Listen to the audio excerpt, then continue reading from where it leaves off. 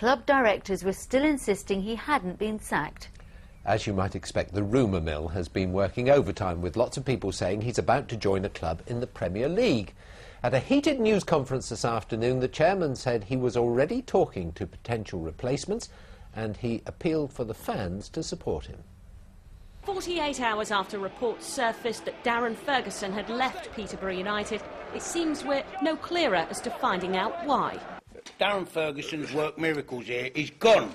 What we're looking for is what's going to happen to Peterborough United. This gentleman's full of passion, commitment and money, so let's all get behind him and go forward. Don't matter what's happened in the past. He'll have his third heart attack, be careful. Football is a results business, and Peterborough at the bottom of the league aren't doing well. But just 2 weeks ago, Chairman Darren McAntony said he'd give Darren time. He wouldn't panic. I didn't panic. Is a fortnight, is a fortnight long enough? I didn't panic.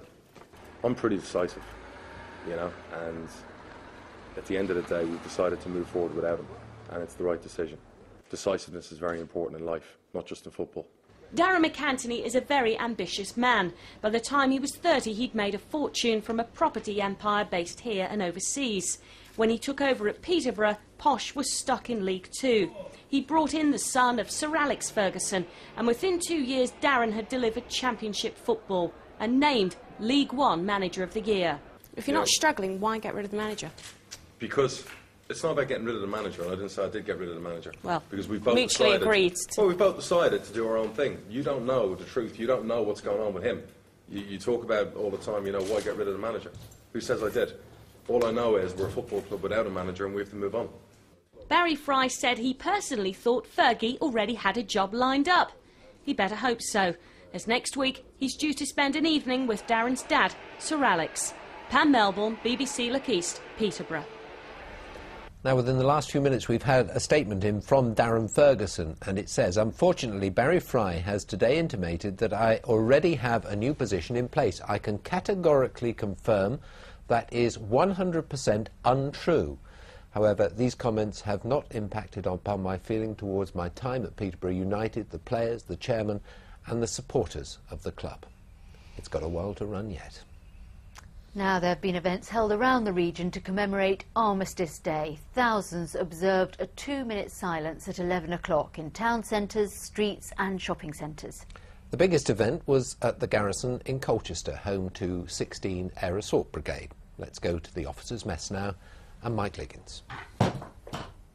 Hello, Stuart. Yes, you're right. I'm in the officers' mess of 3 Para. The officers are all in at dinner at the moment. Today has been about a number of things. It's been about remembering the fallen heroes of the brigade. It's also been about the families of the fallen. It's been a day of tears, but more than anything else, it's been a day of pride.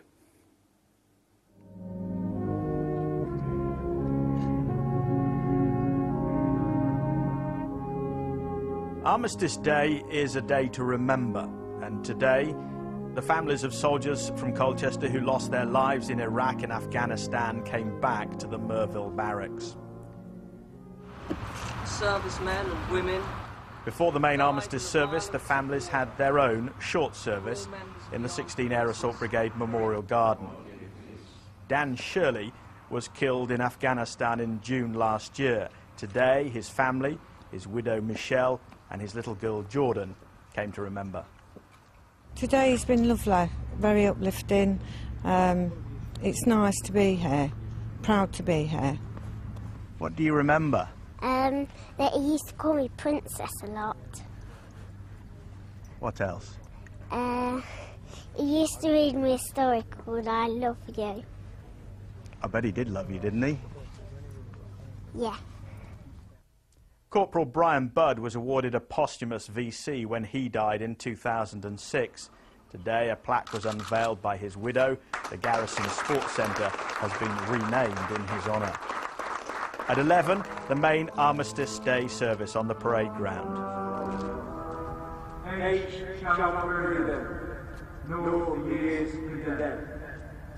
At the going down of the sun, and in the morning, we will remember them.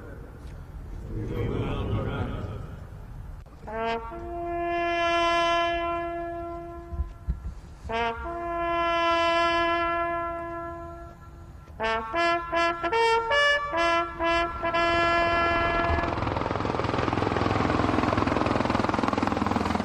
Apache helicopter flew low over the buildings. It was a spine-tingling moment. The Commander 16 Air Assault Brigade, Brigadier James Chiswell, laid a wreath in memory of the fallen. Ultimately, it is, I think, a mix of remembrance and what I hope is something uplifting for the families to reassure them just how closely we hold the fallen to our hearts. Corporal Mark Wright is another of the brigade's fallen heroes.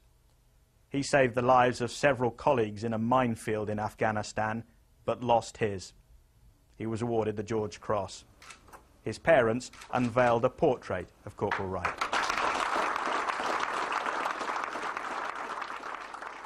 Every day you still think he's going to come home. His ambition always was to be in the army after his uncle, and he always said when he was little, I'll always go to the army, and he fulfilled his dream. The portrait of Mark Wright will hang in the officers' mess alongside that of Brian Budd.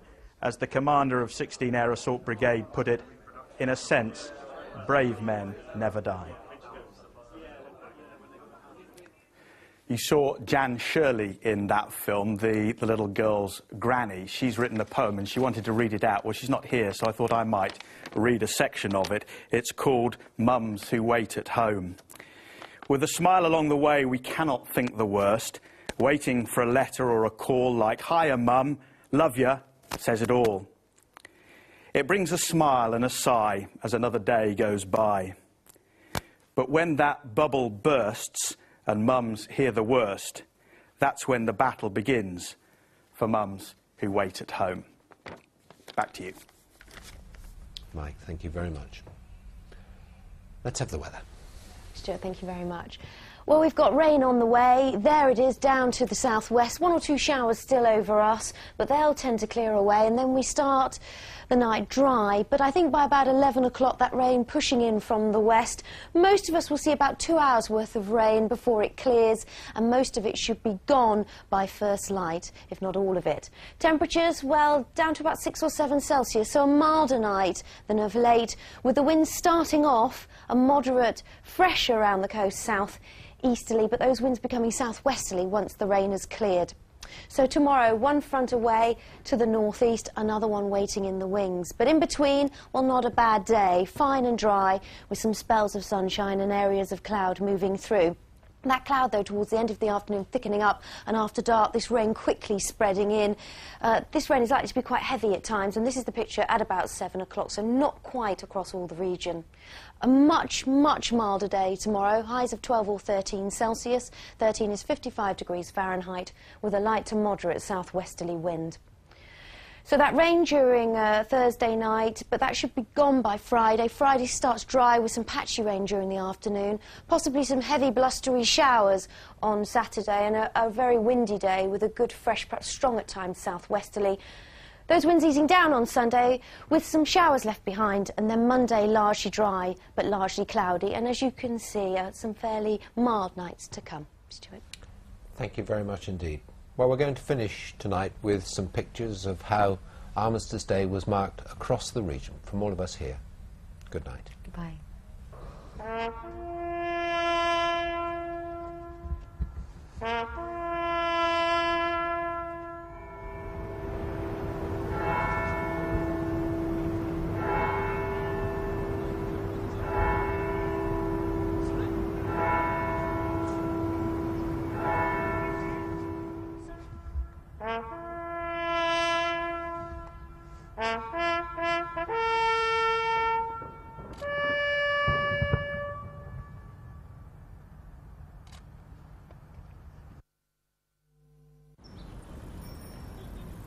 Americans who secretly fought for Britain during the Second World War